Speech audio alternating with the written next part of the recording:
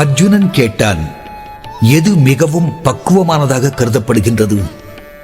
உமது பக்தி தொண்டில் தக்க முறையில் ஈடுபட்டிருப்பவர்களா அல்லது தோன்றாத அருவ பிரம்மத்தை வழிபடுபவரா?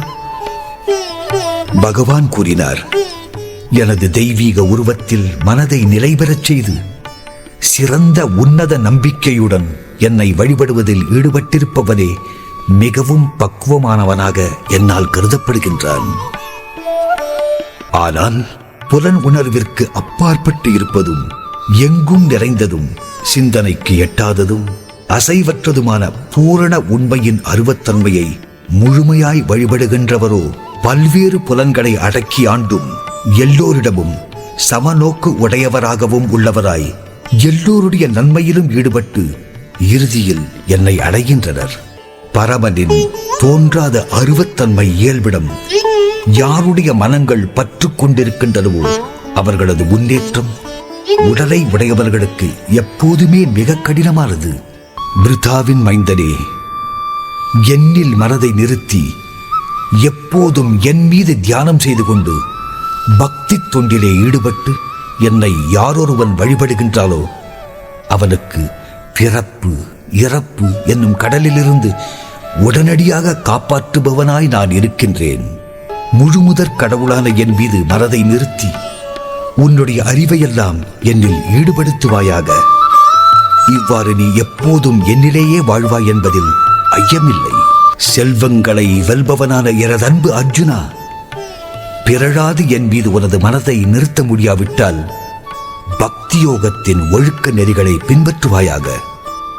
இவ்வாறு என்னை அடைவதற்கான ஒரு விருப்பத்தை விருத்தி செய்து கொள்வாய். பக்தி யோகத்தின் நெறிகளை உன்னால் பயிற்சி செய்ய முடியாவிட்டால் பிறகு எனக்காக மட்டுமே செயலாற்ற முயல்வாயாக. ஏனெனில் எனக்காக செயலாற்றுவதால் நீ பக்குவ நிலைக்கு வந்தடைவாய்.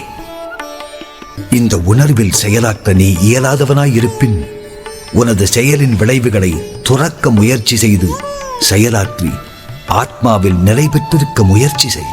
இப்பயிற்சியை உன்னால் செய்ய முடியாவிட்டால் அறிவை விருத்தி செய்து கொள்வதில் உன்னை ஈடுபடுத்திக் கொள்வாயாக.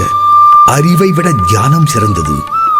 தியானத்தை விட செயல்களின் பலன்களை துறப்பது சிறந்தது.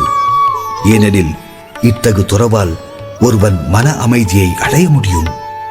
அழுக்காறு அற்றவனான எல்லா உயிர்களுக்கும் அன்பான நண்பனான, தன்னை உரிமையாளனாக கருதாதவனான, பொய் அகங்காரத்தினின்றும் விடுபட்டவனான, இன்ப துன்பங்களுக்கு சமமானவனான, பக்தி தொண்டில் ஈடுபட்டு எப்போதும் திருப்தியுற்றவனான, அறிவும் மனமும் என்னுடன் உடன்பாடு கொண்டவனான எனது பக்தன் எனக்கு மிகவும் பிரியமானவன்.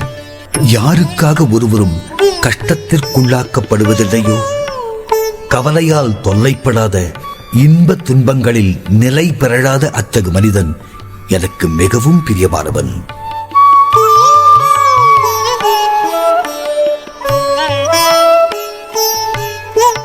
செயல்களின் சாதாரண நடப்புகளையே நம்பியிருக்காதவனும், தூய்மையானவனும், திறமை உடையவனும், கவலைகள் இல்லாதவனும், எல்லா துன்பங்களினின்றும் விடுபட்டவனும், ஏதேனும் பலனுக்காக முயலாதவனும் ஆன பக்தன் எனக்கு மிகவும் பிரியமானவன். இன்ப துன்பங்களால் பாதிக்கப்படாதவனும், கவலைப்படாதவனும், விரும்பாதவனும், சுப அசுப விஷயங்கள் இரண்டையுமே துறப்பவனும் ஆன பக்தன் எனக்கு மிகவும் பிரியமானவன்.